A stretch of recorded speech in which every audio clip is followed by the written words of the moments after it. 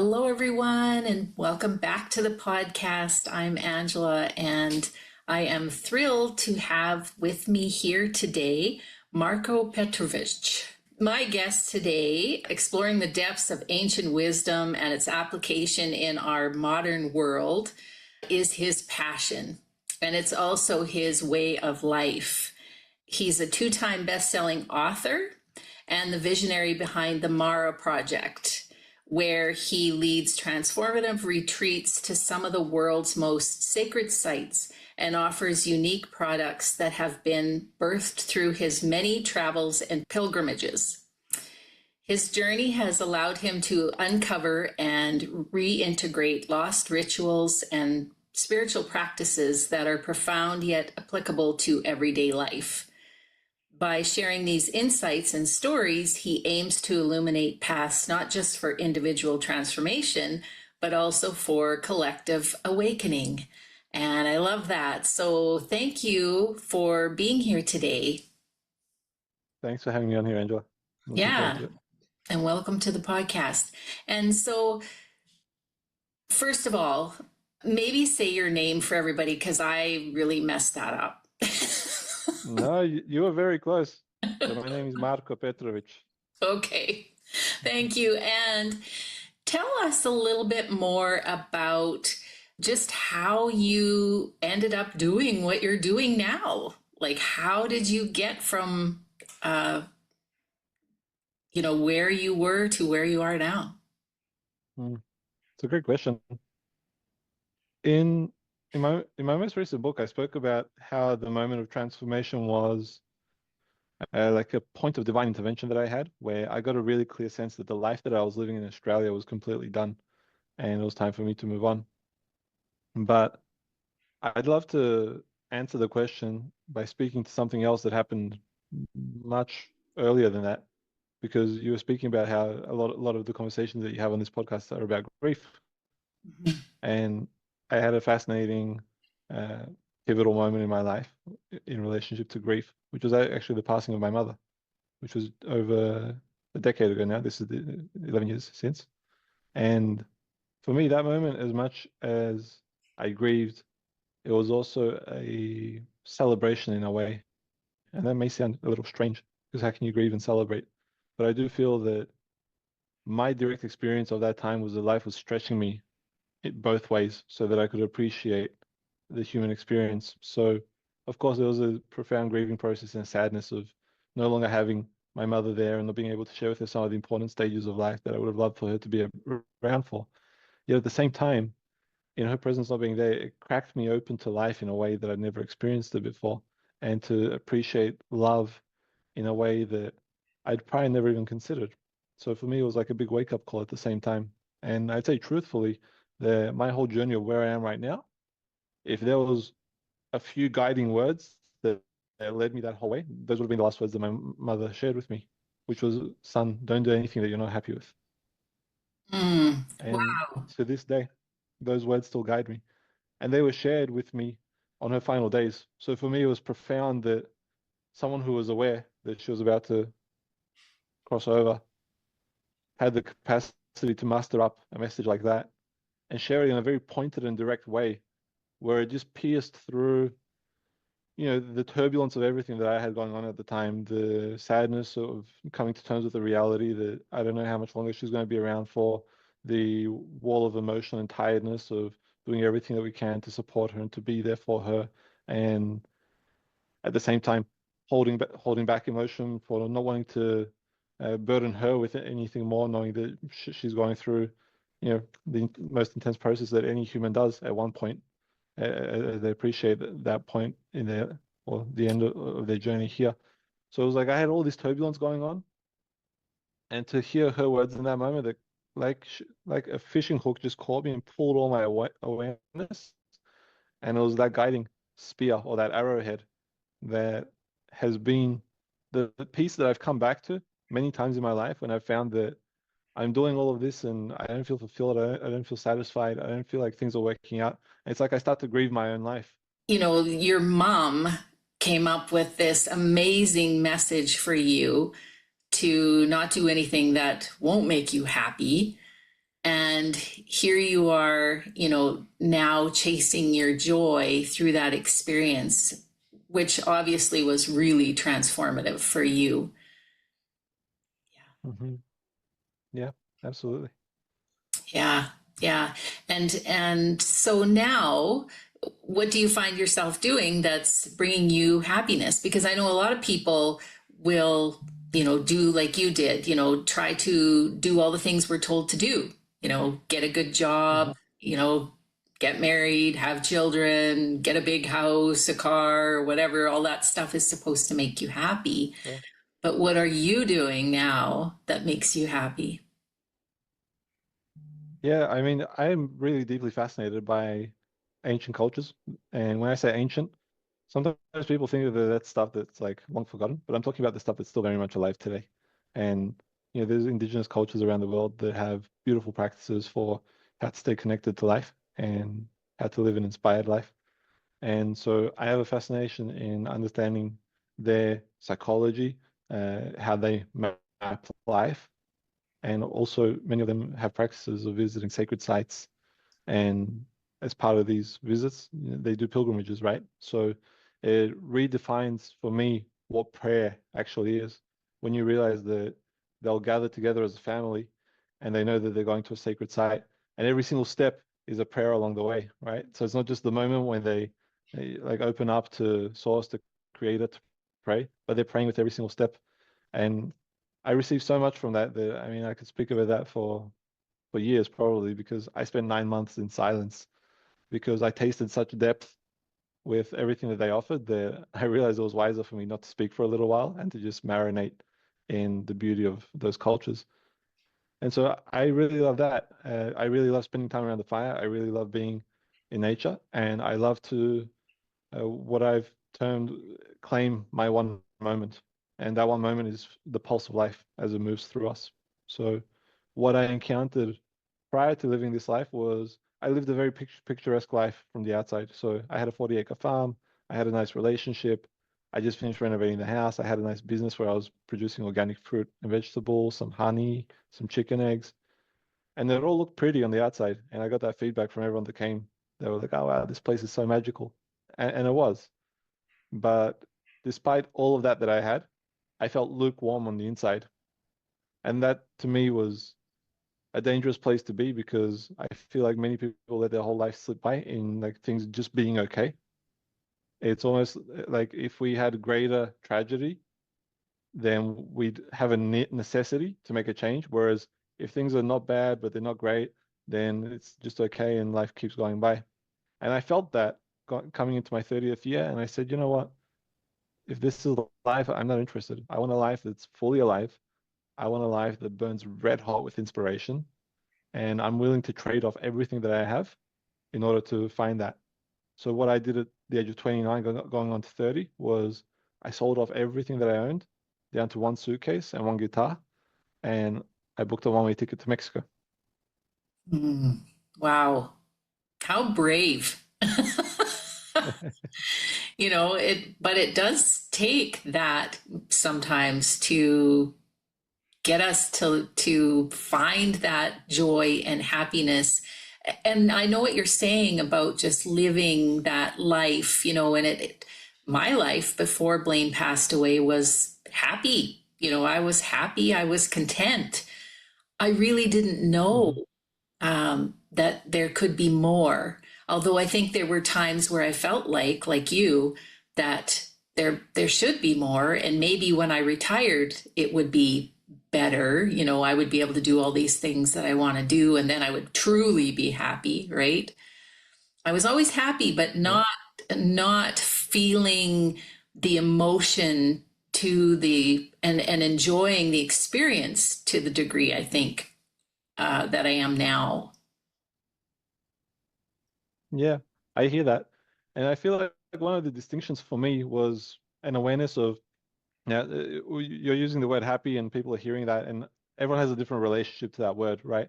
So I wanted to create a bit of context around the dialogue that for me, happiness is to some degree an illusion, because it's like the pursuit of something so that then we can have the emotion. Whereas for me, I wanted to experience the emotion of life inside of me.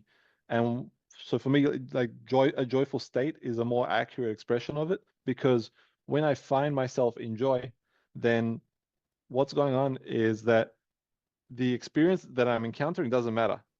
So I can have someone uh, like attacking me for whatever reason, and trying to bring me down, or I can have someone patting me on the back and saying, "Hey, thanks for the talk you just gave. That was really good," or, "Appreciate your book. Thank you for what you wrote."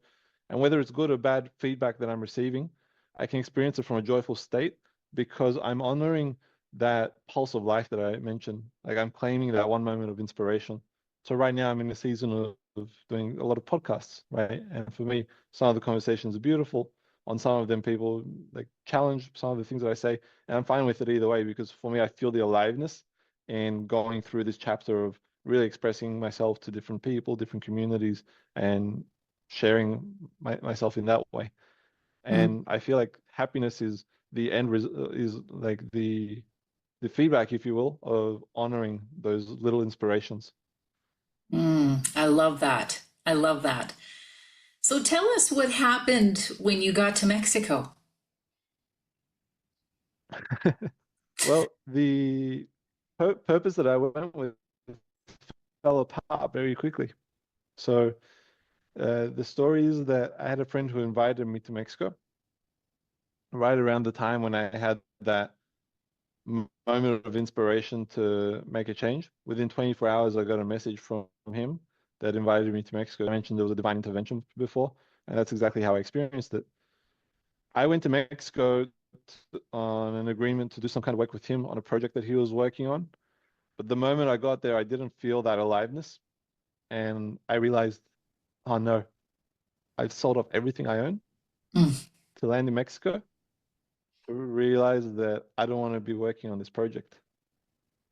And then I asked myself, well, what now? I left the relationship, I left all my possessions, I left the country where I'd been raised, and I was in a country where he was the only person that I knew. I didn't have any other friends or any other contacts. I didn't speak Spanish.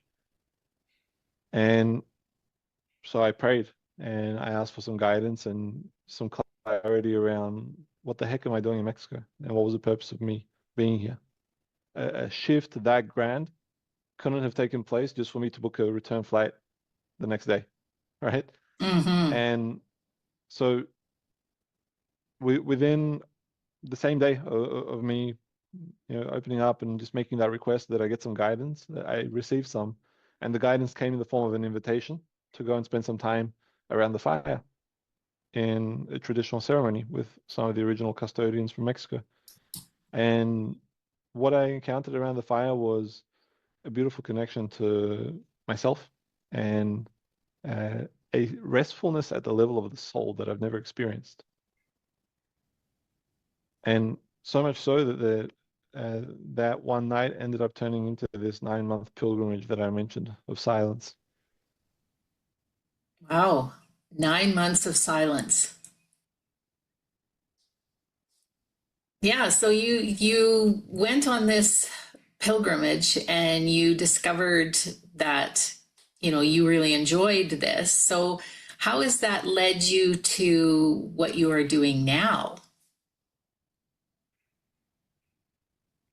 I mean, it's a great question, and it was really a process of following the breadcrumbs. So, in complete contrarian approach to how we're taught to generally live life in the modern world, where you have a plan, you go in pursuit of your plans and your goals and your milestones. I, for the first time in my life, went in without a plan and allowed myself to surrender everything to the universe and to say, you know what, guide me. And if you guide me, I'll take the next step. Just give me clarity and give me what I need to be able to make the next step. That's all I asked for. And so it was a simple request, but it was a big request at the same time, because I wanted to live a life of deep inspiration, and one that I feel, at least from what I've witnessed around my circles, there's few people that truly honor their inspirations in that kind of a way where they go all in. And that's what I was willing to do. So that was like my trade-off, right? I said, I'll go all in, but just give me the clarity at each and every step. Yeah, and that's And so the way beautiful. that worked out for me was, yeah. And the way it worked out for me was that period of silence was actually me learning how to listen to life's messages, because we all get messages. Like this notion that we're disconnected or something like that. It's an illusion. We're always connected to something. Even the idea that we're disconnected, it's an idea because in that disconnection, we still feel something, right? We feel that space, and that space speaks if we give it time to speak, rather than if we just call it disconnection. And so those 9 months for me was without me realizing, I didn't plan for it to be 9 months, but when I received the inspiration to start using my voice again, I realized, wow, I've been through a complete rebirth in the spiritual waters of traditions and ceremonies through Mexico. How long does it take for a child to be born? 9 months, right? And so I had my own little rebirth through that process. And a large part of that was me just paying attention and really listening to life and feeling my heart and understanding the difference between who's Marco and the world. Because the world is so noisy and everyone's trying to bend us to their will, whether it's conscious or unconscious. Everyone has their own ideas, their own agendas, their own manifestations that they're trying to weave. And it's easy to get entangled in that. So for me, that period was about I want a clear slate so that I never question the steps that I'm making in my life, so that I'm really clear about how I move through this world. And after that period, it was like I planted a seed for 9 months, and then slowly inspirations have started to burst through me. One of the inspirations was to write my book, Soul Path. I spent all of last year writing it. I wrote about 70 rewrites of it before I was happy with it. And then towards the end of last year, I launched that book, and it ended up being a bestseller in its respective category, which was very exciting to me and something that I definitely didn't expect. And so I'm just following those breadcrumbs one step at a time, right?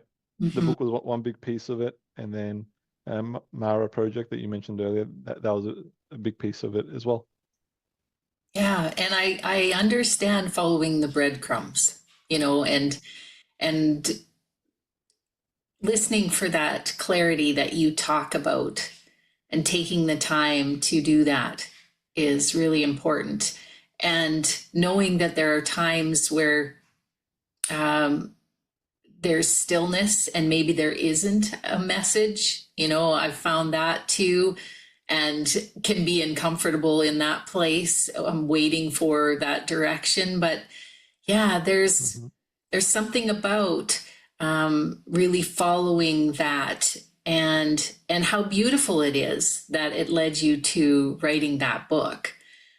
Tell us a little bit more about what's in the book. Yeah. I'd love to dovetail off what you mentioned and speak to uh, that being one of the big pieces that I came to intimacy with, that life has seasons. And when we're raised in a world that teaches us the 9 to 5 is the way to go, and that you have 2 days off and then you work five, it's a very different reality to realize that, wait a second, in nature, nothing is 9 to 5. Nothing is 5 and 2. There's actually seasons that exist. And if I pay attention to every expression of life, which I'm a part of, then I realize that it all actually changes and it all has its time. Birds sing at certain times, and at certain times they don't. At certain times they sleep, at certain times they move. And so studying and observing nature in that way allowed me to come to terms with the fact that my life has its own seasons as well. It may not necessarily be the 4 seasons that we experience every cycle of the year, but it does have its very clear and distinct seasons. In terms of what's in the book, I just very honestly shared 22 short stories. So you get to ride shotgun with me on a lot of the stories, the blessings, the challenges, the tragedies of what took place during and around that 9 month process.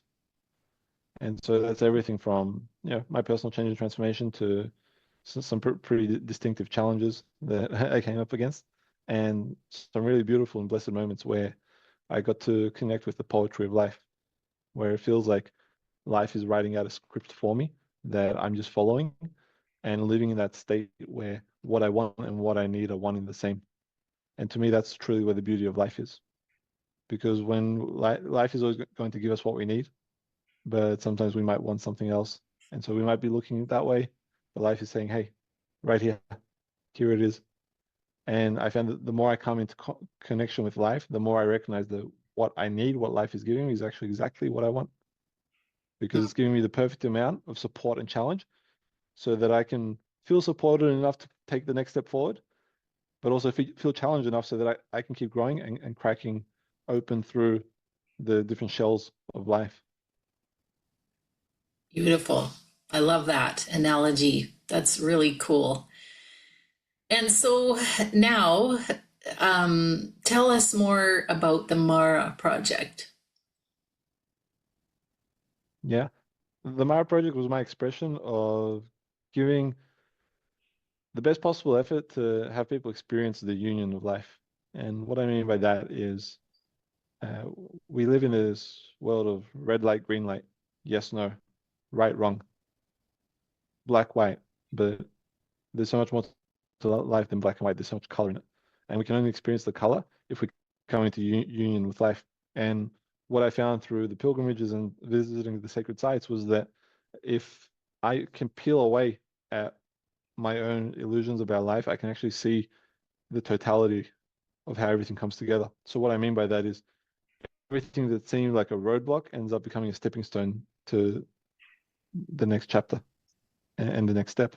And the best way that I found to experience that is by coming into contact with this temple that we live in each and every day and each and every moment, right? Our body.